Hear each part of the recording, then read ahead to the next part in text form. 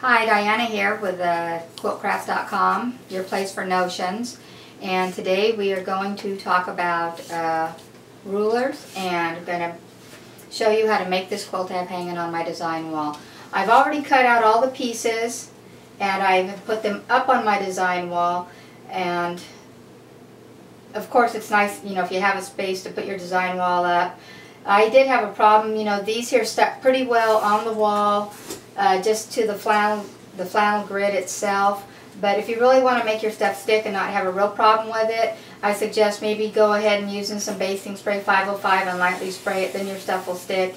And then whenever you pull it off, the 505 does wash out. You just have to be careful whenever you're, you know, ironing your pieces that, you know, you don't get it all stuck to the back of your iron.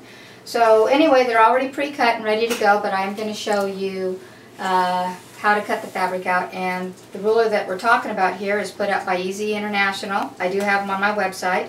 And it's going to be the Easy Star and Geese, which shows us how to make flying geese blocks and assemble them together to where we end up having this beautiful star quilt. Okay, so what we need to make this quilt that's hanging behind me, the Easy Star and Geese quilt, is we're going to need, I have two rulers. I have the Easy ruler that has really nice big numbers on it, so I can see these numbers real well, so I like this ruler a lot. And then of course we're going to be using the Easy Star and Geese ruler, put out by Easy International. And so of course we're going to need our fabric, and it's real nice because on the back of the package here the fabric is indicated, how much fabric you need, the size yardage you need of the fabric, what strips to cut the fabric in, and of course how many pieces we're going to need of each one. And then it's got really great color diagrams down here at the bottom that shows all the components that you need to make up the Easy Star and Geese quilt. Okay, so let's go ahead and start with the fabrics. I found out that really what all we need is fat 8s for everything except for two of the fabrics. So everything that I have here that have the straight pins in it, these are all fat 8s, or I mean not fat 8s, excuse me, fat quarters to make this. So if you have a stash with fat quarters in it, tone-on tones are great. Batiks are really great. So everything is going to be a fat quarter except for the batik that we're going to start off with.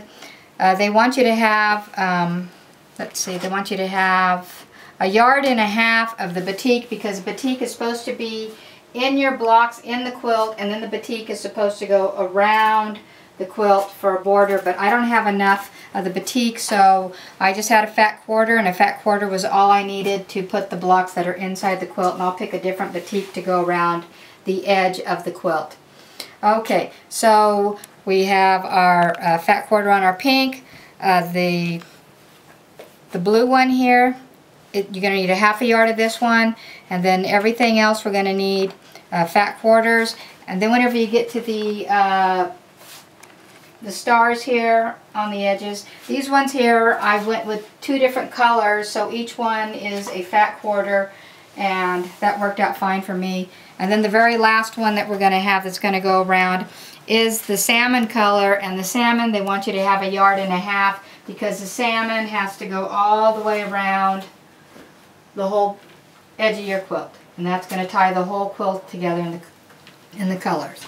Okay, so what we're going to need is, whenever we get your fabric, after you've got your fabric all pressed and you've got it all ironed out, the size of strips that we're going to be working with, we're going to be working with the 4.5 inch strips. We have a few strips that are going to be 3 3/8, and then we're going to have strips that are going to be 2.5 inches. So of course the easiest thing to do after you iron all your fabric out is to cut all your fabric, get all the strips that you need for all your components, and then what we do after that, you're going to go ahead and get your ruler.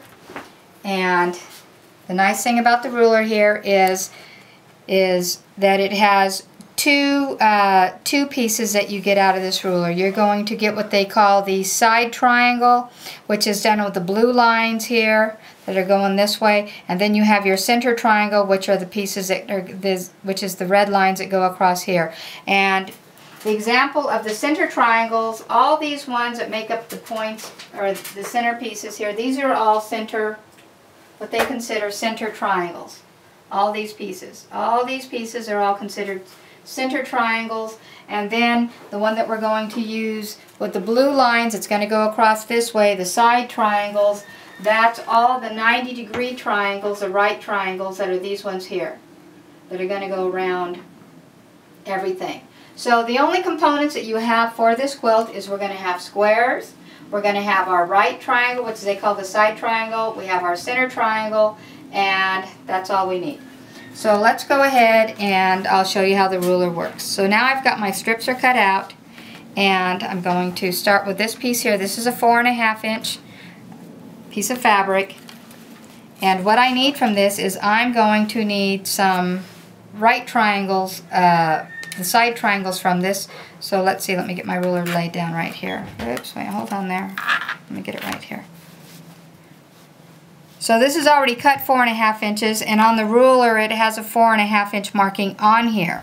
So all we need to do is get your fabric nice and straight, lay this ruler right on top, and it's real nice because it's got the edge on it, it's already cut off for the point, so we're not going to be dealing with the points on this project.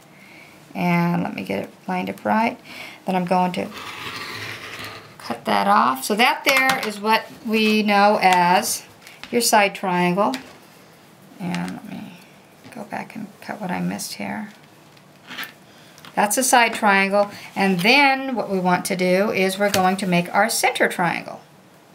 And the center triangle, we just turn the ruler around where we got the red lines. Again, it lines up on the 4.5-inch line because the strip was cut 4.5 inches wide. And I'm going to cut it again. Pull that away. So now we've got our center triangle, our right triangle, and then next we're going to go with, show you again on a 2.5-inch strip. We're going to go ahead and cut some more side triangles because they're going to go around our little stars. And let me flip this the right way here. Let me see. Yeah, how it's going to go here. I think my fabric got turned around on me here. It shouldn't make a difference, but let's see here. There we go. Found it. Okay, so again, we're going to just lay this on top. Going to cut it. Get that one cut. We're going to flip it over. Going to turn it. Oops. Going to turn it this way. Going to make another cut. And these are going to be our components that we're going to need for our pieces. I've already cut some squares, which you know is pretty basic. We need some 3 3/8-inch squares, and we also need some 4.5-inch squares, which I've pre-cut for this project. Okay, now moving on to what the block is going to look like. Next, what we need to do is, I'm going to build the block for you. Here's my 4.5-inch squares that I've cut out. This one here is your center triangle piece that we're going to use. This is another center triangle piece that we're going to use. Excuse me, this one here is my side triangle. I had it upside down. So the side triangle is going to go there, this square is going to go here, and so let's go ahead and build our block and see what we get here. So I'm going to use one of these, the squares. I'm going to get my side triangle, I'm going to put it here. I'm going to take my center triangle, I'm going to put it here, and so on. And then next I'm going to take another solid square, and then we're going to go around the corner here. Put some more, and this isn't going to be enough space, so let's move this here out of the way. It's going to go like this. You'll find this is going to be a real simple project if you like to make flying geese blocks. This one here is a no-waste method of the flying geese pattern. You're not going to waste any fabric in this because we're just going to be cutting the strips. And the accuracy of the ruler, you'll find that it comes out very nice. Let's see here. I'm going to put this here. And, whoops, that's the wrong one. Here we go. I'm still working with, these are my side triangles again. And another side triangle here. Oops, I got my fabric, it's all upside down. Now if you're going to be using the batik fabrics, and you know they really don't have a front and a back to them, you're not going to have any problem whenever you go to cut those. But if you're going to be using a fabric like this blue fabric that I have, where you can clearly see this is the front of the blue fabric and this is the back of the blue fabric, then whenever you go to lay it on here and you've got your one edge, it's got the straight edge cut across and it still has the other point on it, you're going to have to, when you cut your strips of fabric, let me go back to this here. When you go to cut your strips of fabric, in the instructions it'll tell you so you can get opposites. So you can get opposites here because you're going to need two different types of right triangles to fit on here with the cuts in the proper places. So they tell you if you've got fabric that definitely has a front and a different back to it, then you need to take the two right sides together and put them together, and then go ahead and do your cuts for just the side triangles. The center triangles, it doesn't matter. It's only on the side triangles whenever you're going to run into that problem. And I know that because that's what I did. The first thing I did when I started making this project. And I realized that that's just not going to work. Okay, so let's get back to building my block here. Okay, and we're going to put the center in here. So the center, I'm going to take my 2.5 inch squares and I'm going to put them in the corner here, one in each corner, and I'll take care of that. And then we're going to take a center 2.5 inch center triangle. The nice thing about this pattern was you were working with two different size strips for the most part, the 2.5 inch and the 4.5 inch. So it was just real easy to just cut a bunch of 2.5 inch strips. And some of the descriptions, whenever you cut this stuff out, you could layer your fabric combinations on top of one another and get all your cuts done, you know, fairly quickly. Okay, now I'm going to take the side triangle and it's going to be put up here, and it's going to be really pretty because it's going to be in red. It's going to make a nice big red pop to this star here. This is going to be my sister's quilt, by the way. She's going to piece it. I'm just cutting out the pieces today. Mine's going to be the one on the back wall there. When we get them finished, we'll go ahead and post them to my Facebook page.